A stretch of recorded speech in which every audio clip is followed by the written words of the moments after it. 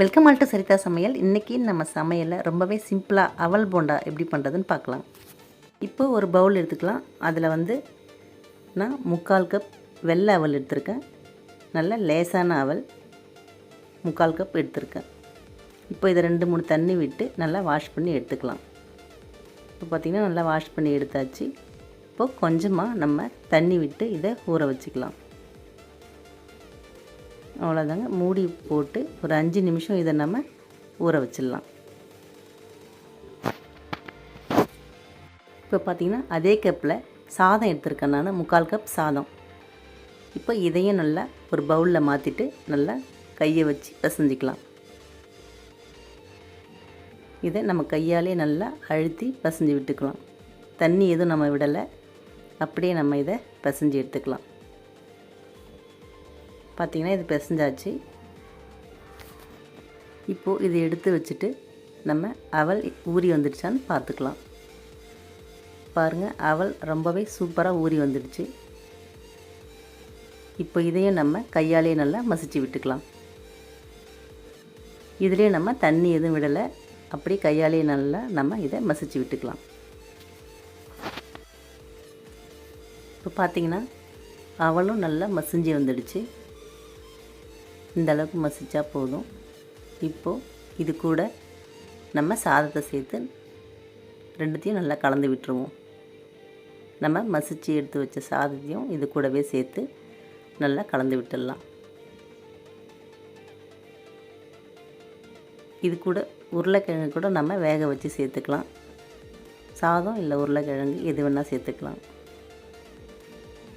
இப்போ பார்த்திங்கன்னா இதுவும் நமக்கு நல்லா கலந்தாச்சு. நம்ம தண்ணி எதுவும் விடாமல் நல்லா கலந்து வச்சாச்சு.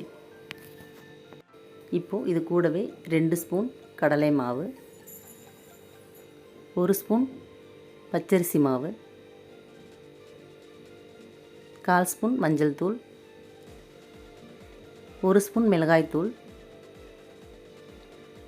1/2 ஸ்பூன் இஞ்சி பூண்டு புதினா பேஸ்ட்டு, கொஞ்சமாக பெருங்காயத்தூள், 2 பொடியை நறுக்கின வெங்காயம், 2 பொடியை நறுக்கின பச்சை மிளகாய்,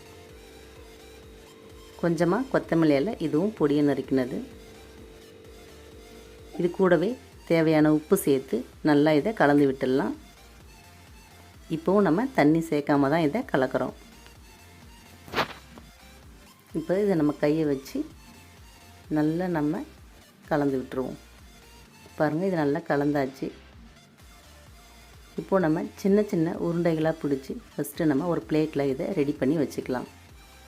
அப்போ தான் நமக்கு பொரிச்சு எடுக்க ஈஸியாக இருக்கும்.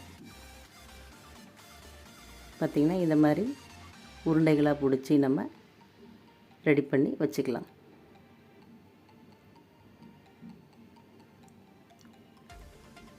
பார்த்திங்கன்னா எல்லாமே நம்ம உருண்டைகளை ரெடி பண்ணி வச்சாச்சு. இப்போ நம்ம கடாயில் இதை பொரிச்சு எடுக்க எண்ணெயும் காய வச்சாச்சு. எண்ணெய் நல்லா காஞ்சிடுச்சு. இப்போ நம்ம ஒவ்வொரு உருண்டைகளாக போட்டுக்கலாம். இப்போது எண்ணெயில் நம்ம உருண்டைகளெல்லாம் சேர்த்துட்டு ஒரு 5-6 நிமிஷம் இதை நம்ம பொறுமையாக வேக வச்சுக்கலாம். நல்லா மீடியம் ஃப்ளேமில் வச்சு பொறுமையாக இதை நம்ம வேக வச்சு எடுத்துக்கலாம். பார்த்திங்கன்னா ஒரு பக்கம் நல்லா வெந்துருச்சு. இப்போ இதை திருப்பி விட்டுக்கலாம்.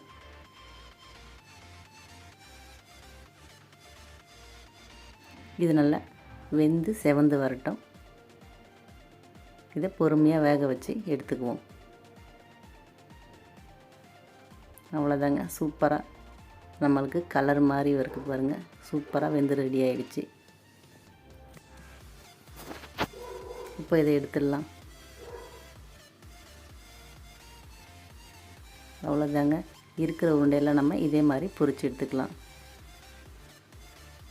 ரொம்ப ரொம்ப டக்குன்னு ஈஸியாக செஞ்சிடலாம். அதே சமயத்தில் ரொம்பவும் டேஸ்டியாக இருக்கும். இதே மாதிரி நீங்களும் ட்ரை பண்ணி பாருங்கள். தேங்க்யூ.